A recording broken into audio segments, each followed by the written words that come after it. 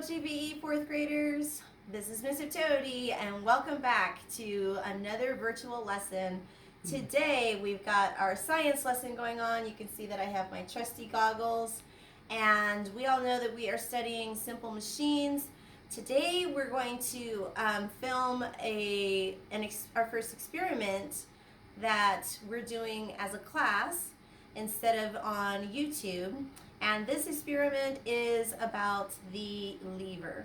Now, even though I've got my trusty goggles on, I don't really need them because we're not going to blow anything up today. But I thought I'd just put them on just because I'm filming a science experiment and just because I thought they would be fun. Anyway, we've got our Simple Machines textbook here, and I'm going to turn to page 26, which is where our lever experiment is outlined. Remember, in my class, I teach my students that an experiment is just a recipe. So for those of you who like to bake in the kitchen, you have to follow the steps in order, and it's the same thing with an experiment.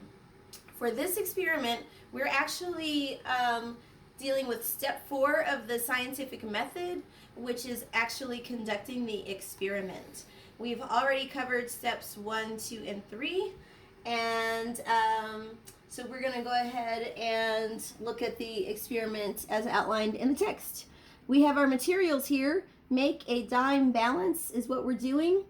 That's our goal, and for this activity you will need, and we've got our materials right here, you will need a small water bottle, a ruler, 10 dimes, and sticky tape. So we've got our sticky tape right here. And back to the text. Number 1, step 1 is make a simple balance to find out how levers work.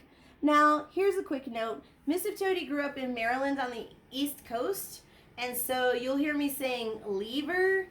However, I realize that in the majority of the country of the United States, people say lever. I know, but I say lever, so don't laugh at Mr. Toady for saying lever. Anyway, we're going to make a simple balance to find out how levers work. Fill the bottle with water, put the cap on tightly, and lay the bottle down flat. So I have this water bottle here. It's already filled up, and it's telling us to lay it down flat. We're supposed to lay it down. I've already got 2 pieces of tape here. I'm laying it down flat on the tape so that it doesn't roll around. Tape the bottle down so it does not roll around. The water bottle will be the fulcrum on which your lever rests. Number 2, place a ruler over the water bottle.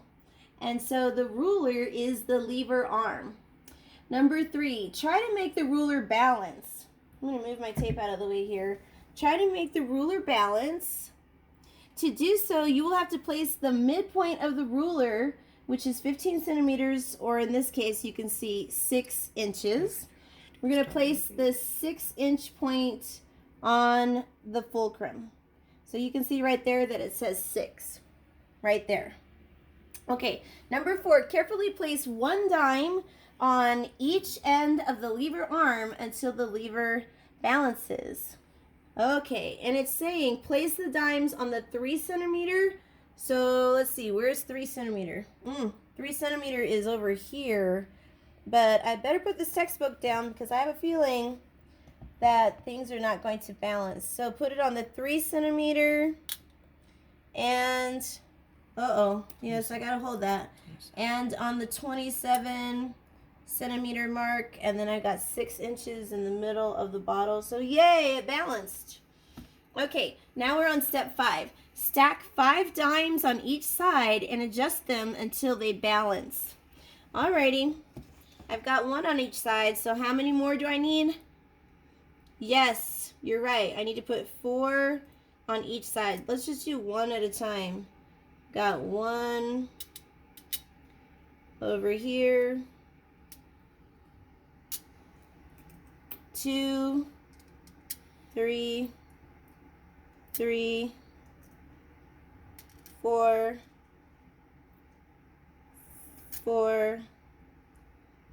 5. All right, I'm gonna let go. I hope it doesn't make a mess. I'm gonna move the ruler a little bit over here to the bit. Yes, there we go. Okay, Number 6, remove 1 dime from one side and place it on the opposite side. Uh-oh, what's going to happen? Let's see. Ooh, not good. Not good. Put it on the opposite side. And uh-oh, this is falling. This is falling. So it says adjust it until it won't fall anymore. Nope, that's still falling. Still falling. There we go. All right, now it's balanced again.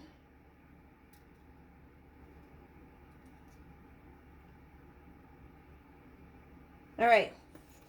And then adjust the placement of the stacks so that 6 dimes will balance with 4 dimes. So you guys saw that in order to balance it, I had to move the 6 dimes closer to the fulcrum.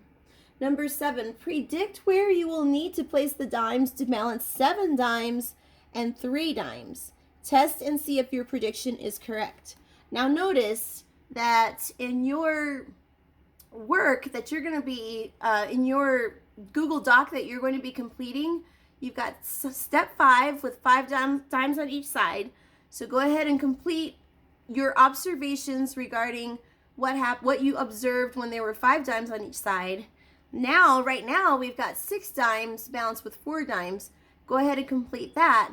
And here we are at step 7, where the experiment is asking us to predict where you will need to place the dimes to balance 7 dimes and 3 dimes. And then the second part of step 7, you're going to need to write down your results. So let's go ahead and see. Oh, I'm going to take, I don't know what your prediction was, but if you haven't written it down yet, go ahead and pause the video to write down your prediction and then restart the video and we'll see what happens. So, oh, it's already falling. It's like gonna fall. So, oh man, this is, ooh. So I'm gonna have to keep moving this closer to the fulcrum. Let's see, right now I'm at the 9-inch mark. 8.5-inch mark is still, yep, it's still falling. Let's move it to the 8-inch mark and see what happens.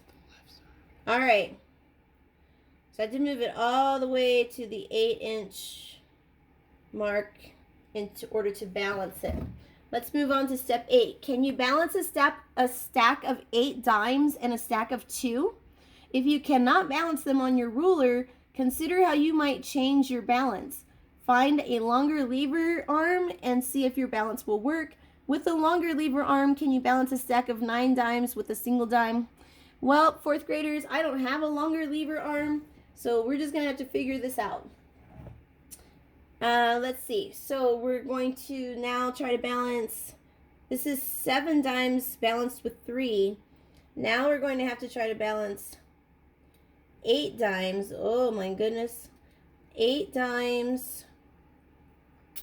Oh, it's falling. 8 dimes. So what am I going to have to do here? Let's see. What happens if I move this over that way? Well, that doesn't help. It's still falling. So I'm going to have to try to move this a little closer. Still falling. Still fall. Oh, okay, that's balanced. All right, now let's try. Let's take 1 more dime away and we'll have 9 dimes over here and 1 dime over here. And whoa, that's absolutely falling. So let's try to move it over a little closer.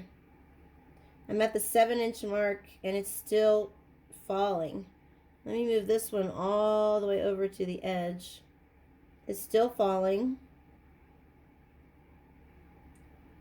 Whoa. For this, man, this is just not going to work unless I put the stack of 9 dimes like almost, it's like over the water bottle. And so you can see that with 9 dimes, I practically have to put the dimes, I almost have to put the 9 dimes in the middle in order to balance the 9 dimes with 1 dime. And so you can look back up here at your sheet and you can see that you'll need to complete the section that says step 8, 8 dimes balanced with 2. What did you observe there? And then step 8, part 2, 9 dimes balanced with 1. All right, students, that's the end of our experiment. As you can see, our materials that we needed for our experiment were materials that you might have at home. You might already have a water bottle and a ruler and 10 dimes at home and maybe some tape.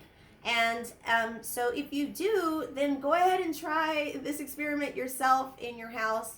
And if you don't, you've got this video to refer back to. Either way, I hope that this experiment helps us to answer our guiding question a little bit more clearly, which is, how does a lever help to make our work easier?